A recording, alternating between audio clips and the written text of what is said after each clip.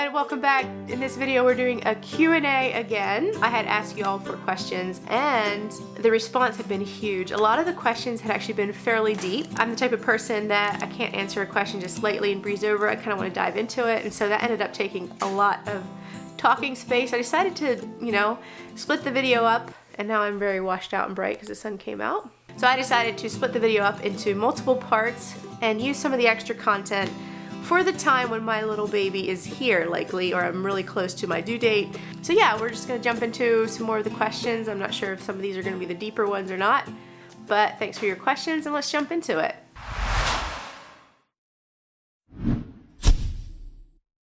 What type of Mennonite conference do you belong to? We don't belong to any type of conference. We're just an independent church.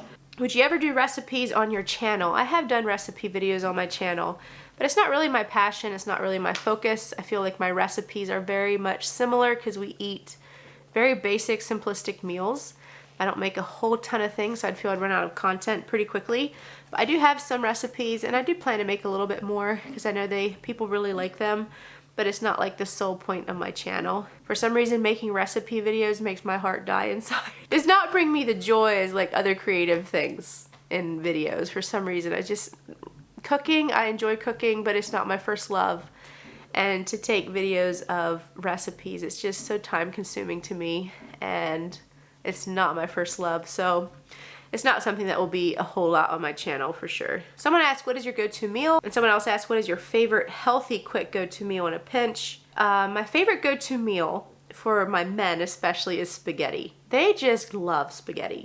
I don't eat it much because I'm trying to stay away from too much gluten, but when I'm just feeding them and quick grabbing a bite myself, that would probably be my quickest go-to meal. Another one would be tomato soup and toasted cheese sandwiches. My healthy go-to meal is pretty much, probably the fastest one would just be to fry up some hamburger and put like seasoning on it. Or just grab any type of meat, like chicken thighs. If I have them thawed, it doesn't take long at all. Throw them on the grill or stick them in the oven. They are so good and so tender. Just season them with some salt and pepper. Then I'll like throw in like sweet potatoes into the oven or baked potatoes.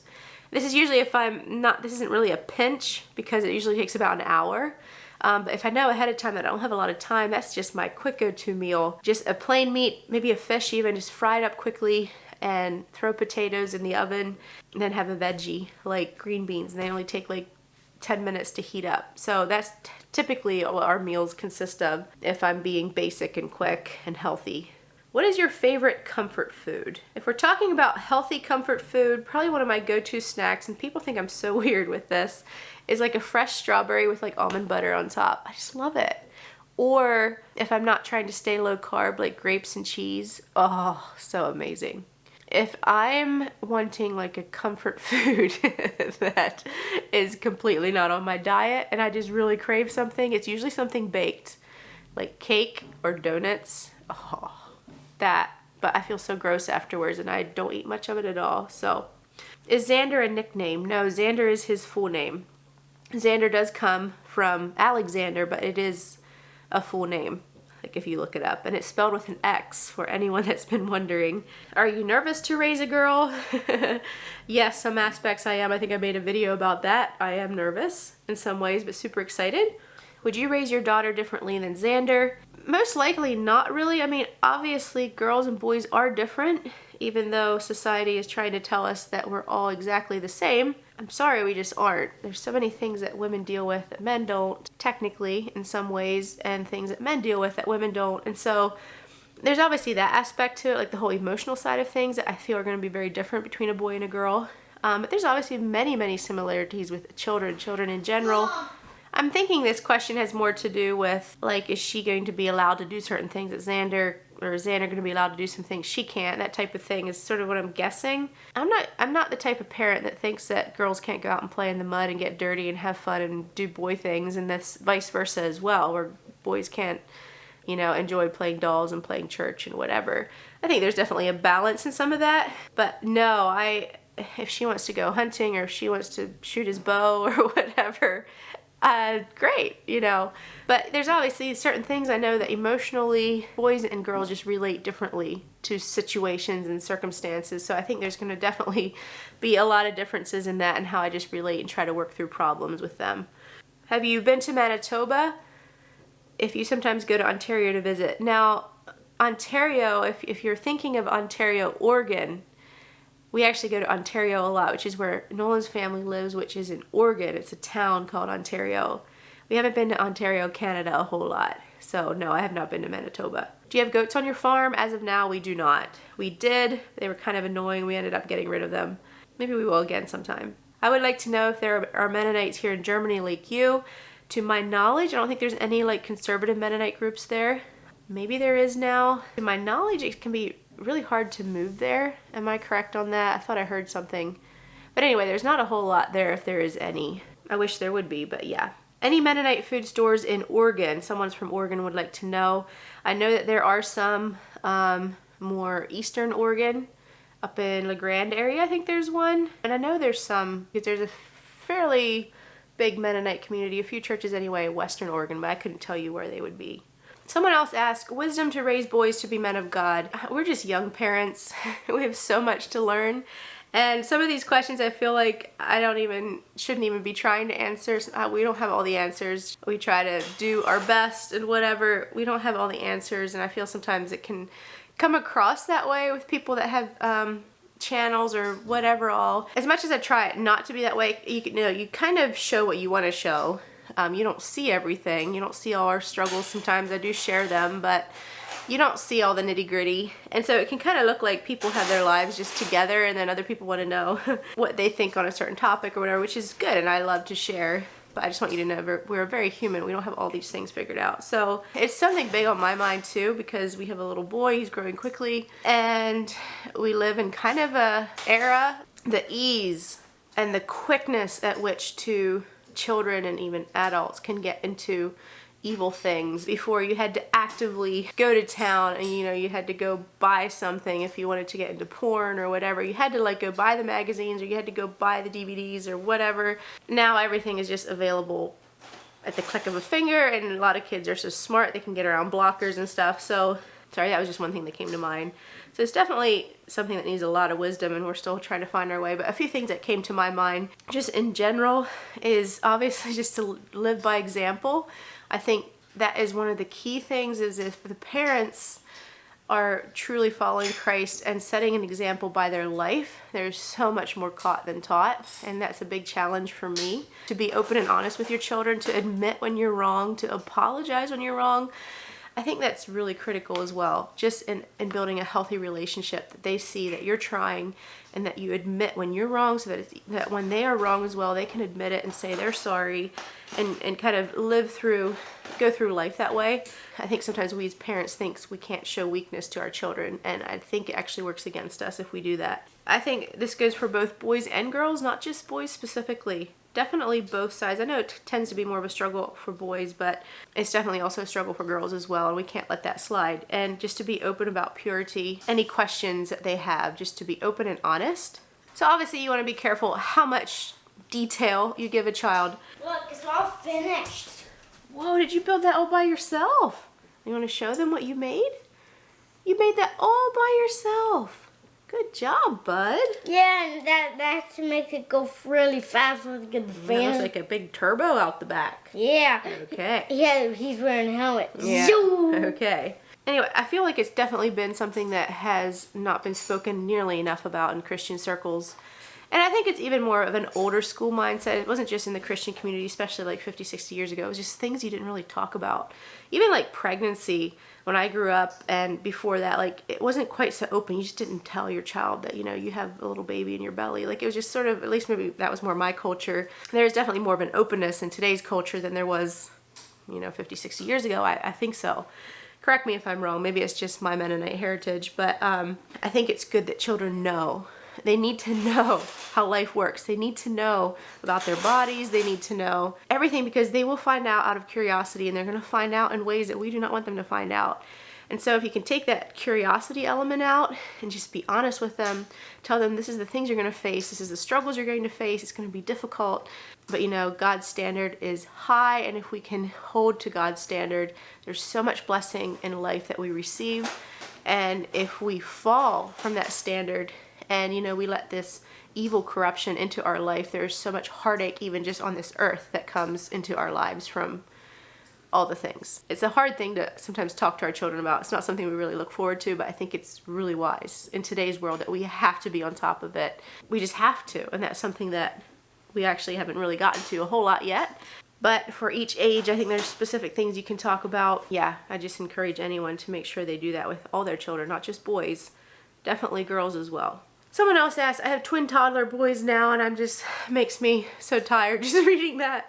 How to connect with your husband in this unique and very full time of life. Boy, I am the wrong person to ask because I feel like I really struggle with this as well. I think it's getting better, taking more time together, but once again, I only have one son and he's 5 now.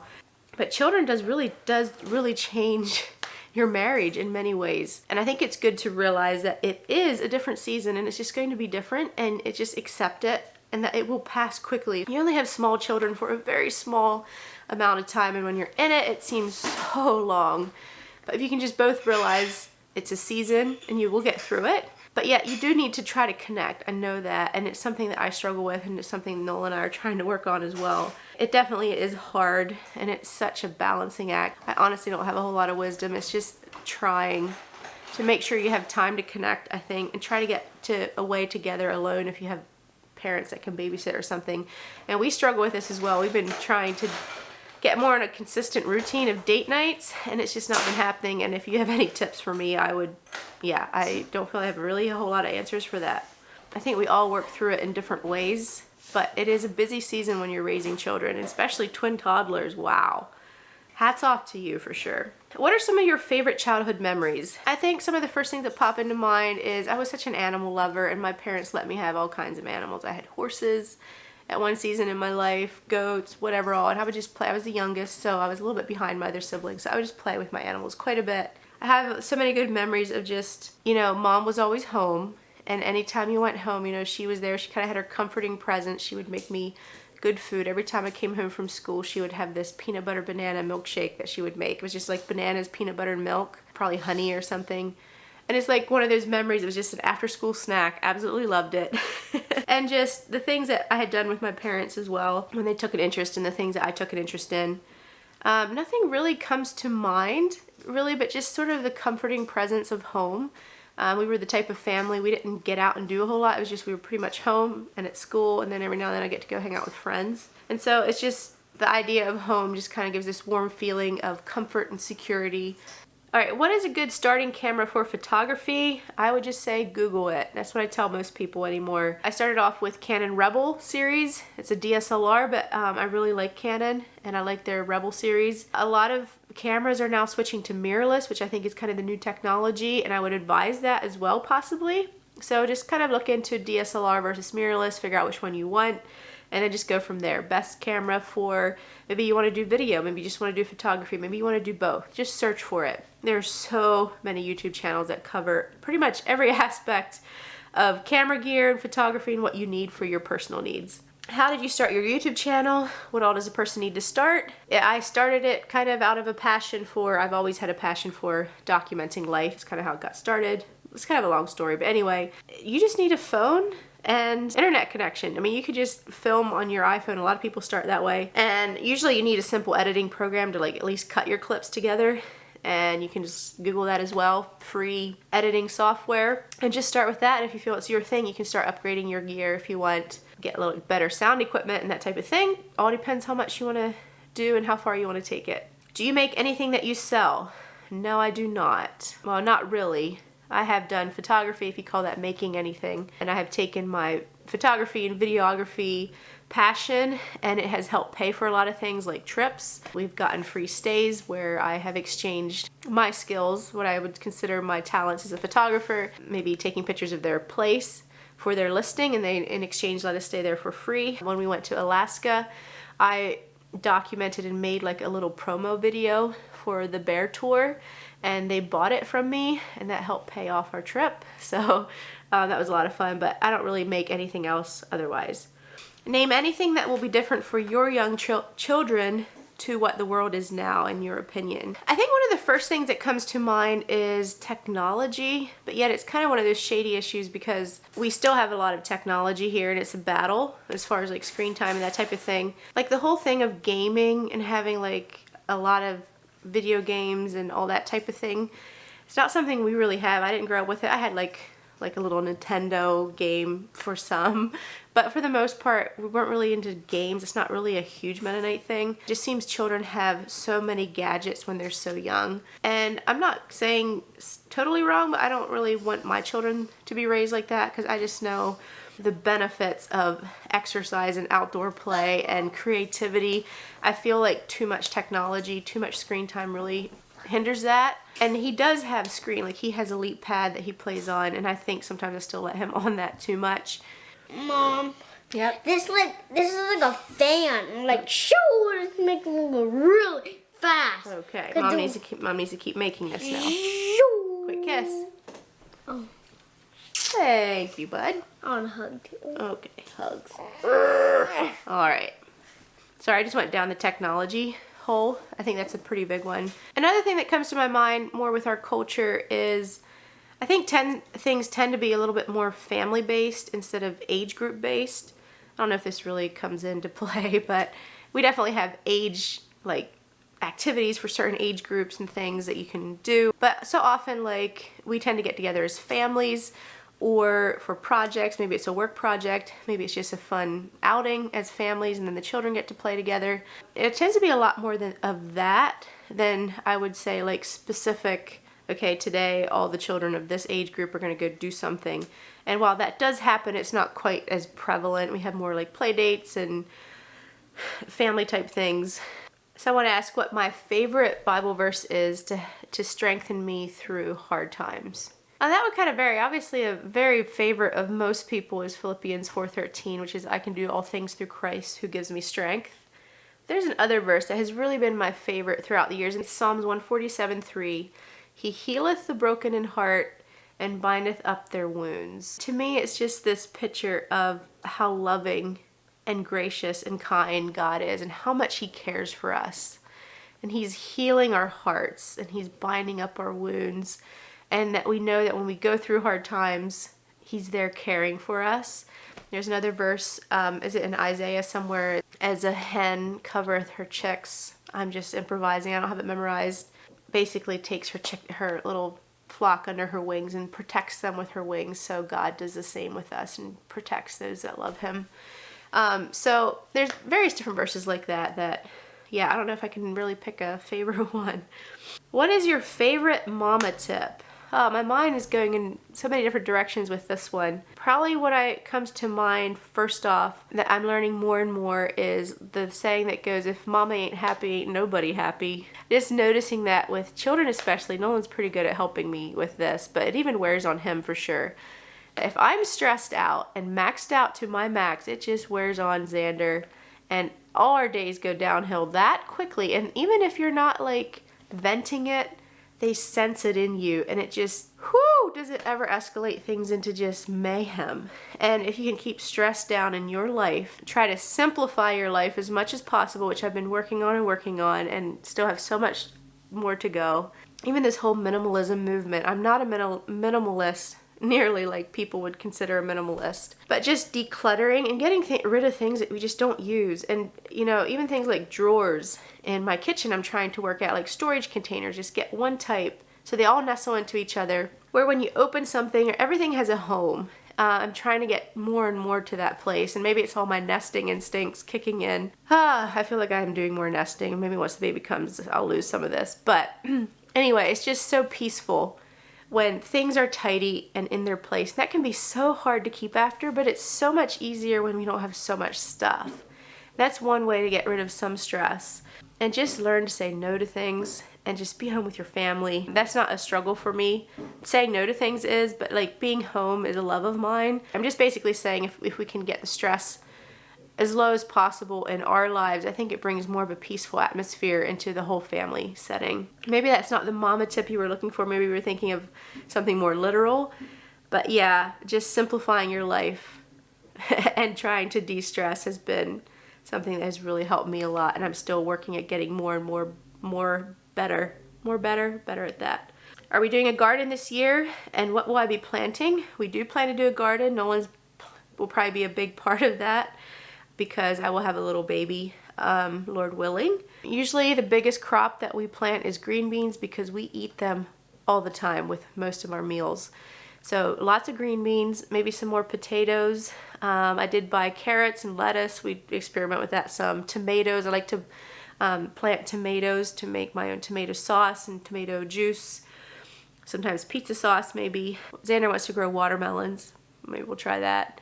But yeah, the main crops is kind of what I discussed. Sometime I would like to be an avid gardener and actually have like pickles and cucumbers and everything, but gardening is so much work, especially come harvest when you have to put it all away and can and freeze, and yeah.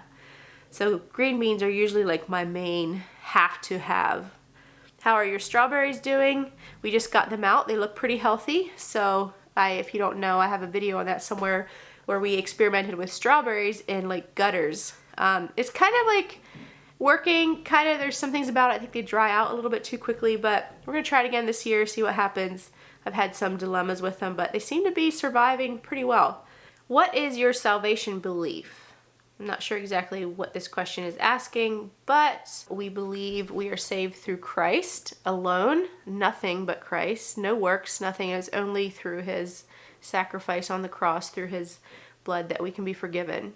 It's not of works, lest any man should boast, but it's faith alone. However, we do not believe that you only need faith and the actions will not follow. So we believe that when you are saved, Christ has saved you, washed you clean, that your heart, you're a new creation, and that will be shown by your fruits and by how you express your life. And if there are no fruits in your life to show, then is there really a change? And so there's people that would argue that that's a works-based salvation. If you think you have to have works and work on the things in your life, then you're saying you're working your way into heaven. And so that's my viewpoint, is when our heart is changed, it's only changed through Christ alone, through his redemption work, his love and his mercy in our life. But once we are changed, the fruit will show and the works will show. It's not always easy, but we have to continually work at our relationship with Christ. And I believe what often happens is we as humans, we tend to focus so much on the works because it's easy to do. It's say, okay, was I kind today? Did I yell at someone? Did I lie? Did I steal? Did I whatever all? And you can mark off all the list very easily on a piece of paper and say, yes, I am a good person. I've done all these things. That's focusing on your works. Whereas when you focus on your relationship with Christ, it's a lot harder to say, how is my relationship with Christ? Like, am I close to him today? Have I connected with him? Am I walking close to him every day? And it's a lot harder to maintain that. Something that takes active work. I have found too, if we focus on him, not on the works so much, although that's important. Like if we're really struggling with something in our life, like a habit or something we can't get over, I think when we focus on Christ and our relationship with him, and we ignite that love in our heart again, and we renew that passion and that fire and feel close to him, suddenly that habit that you were struggling with just becomes minimal. And it's like it almost takes care of itself. You still have to work at it. But when we focus so much on trying to change our actions without first focusing on Christ and our relationship with him, it's going to be a huge battle. Whereas if we stop maybe so much on that and just focus on our relationship with Christ, a lot of these things that are works and are the things that come out of a Christian's life definitely are much easier to work with and seem to almost take care of themselves, because your relationship and your heart and it's a big struggle. It's just something that I've found in my life and something I need to work on more. And it's so easy as humans to we focus on the things that we think we can control, because hey, if I could just get on top of this habit or this bad thing that I'm constantly struggling with, then I would be good enough to actually come to Christ and say, look, I've conquered this, now can we have a relationship? And it doesn't work that way. You come to him first and then you focus on the problem. Does that have to do with salvation? Kind of went into works and salvation, but I think that kind of people tend to sometimes look at Mennonites and think that we are works-based because of all the outward things we do, and I can understand that, and there is that tendency for that to happen. So that's kind of why I went down that bunny trail. I feel like some of these questions I kind of bumbled my way through. Like I said before, I tackled all these questions at once, and I feel like my brain kind of exploded partway through. And with my pregnancy brain, I feel like I'm not quite so concise as I could be sometimes, and it just kind of floats around and then forgets things and things. But hopefully you got some value out of it. Thanks a lot, and we'll see you guys next time.